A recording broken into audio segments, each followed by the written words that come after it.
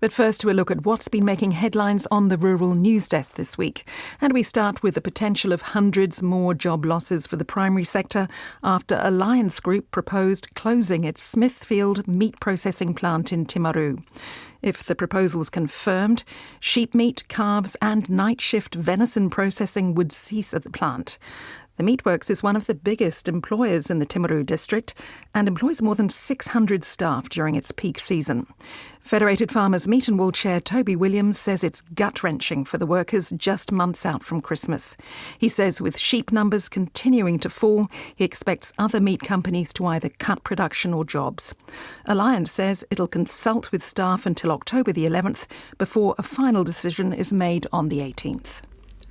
But there's some good news too this week, with New Zealand signing a free trade deal with the United Arab Emirates.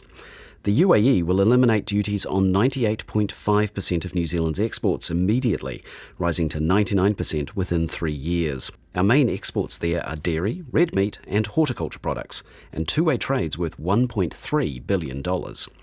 Here's Executive Director of the New Zealand International Business Forum, Stephen Jacoby. This is going to have quite an effect. I think, though, the bigger picture around all of this is that exporters, particularly in the agribusiness area, have been having a very difficult time.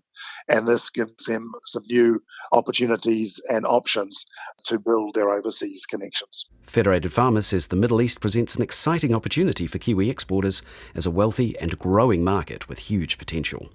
Fonterra released its full-year financial results this week, and while the profit has fallen from last year's record high, it's still topped the billion-dollar mark at $1.2 billion. Shareholder farmers will get a dividend of 55 cents, the second largest paid since Fonterra was formed. Here's Waikato farmer supplier Matthew Zonderop. That's a big capital injection for shareholders. It all goes back to clearing debt and starting new.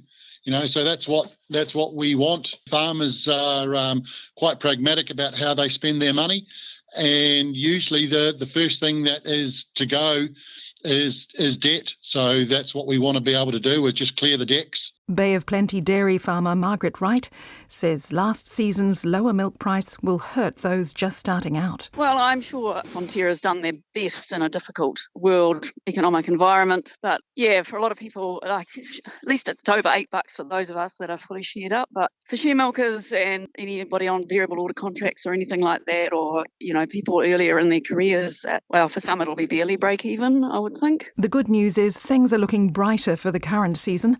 Fonterra has lifted the milk price forecast by 50 cents to a new midpoint of $9.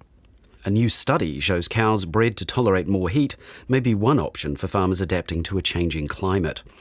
It's among findings from the work done by Manaki Whenua Landcare Research, which modelled 4 climate change scenarios through to the end of the century. The models show increased risks of animal illnesses like facial eczema and parasites, droughts affecting pasture and erosion due to storms, especially in the North Island. Take a listen to Principal Scientist Linda Lilburn. Some cows are more tolerant of heat than others. There's breeding programs to try and improve the tolerance of cows, so they might need to think about changing their breeding stock. It's about thinking about what might happen and being prepared for that, thinking about what are the changes I need to make on my farm that might make me a bit more resilient. Ms Lilburn says a warming climate will mean suitable areas for crops will move south. For example, Southland could become a good spot to grow maize. Fish deaths continue to bite into New Zealand king salmon's profits, though it says science and investment will help boost results over time. The company is one of the largest farmed salmon producers, but its half-year profit fell more than 40% on a year ago to $6 million. Harvest volumes were up 12% from its 2 hatcheries in the South Island and 6 salmon farms in the Marlborough Sounds.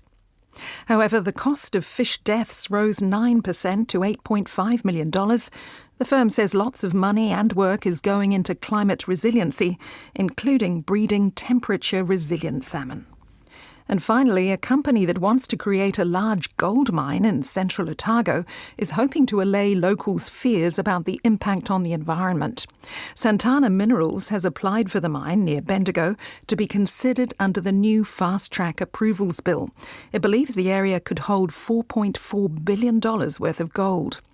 But Central Otago Wine Growers Association board member Donald van der Westhuizen says Bendigo is prime vineyard territory with strong organic production. He's worried about the risk of heavy metals, including arsenic, escaping from the site. Allowing an operation such as what Santana is proposing, you risk already established significant industries within the area, all of which already contribute a significant amount to the local economy, and possibly even more so than the proposed mining operation. Santana Chief Executive Damien Spring says the company will keep the community updated and is trying to address concerns, especially when it comes to the environment. Our objective is there'll be no effects. That's how it works today. You have to put up a proposal that you understand your geology, your environment, your hydrology, meteorology, everything. You combine it and you model it up and ensure that whatever water comes down to the monitoring point meets the quality that's required. And that's the Rural News this week. This is Country Life on RNZ National 101 FM.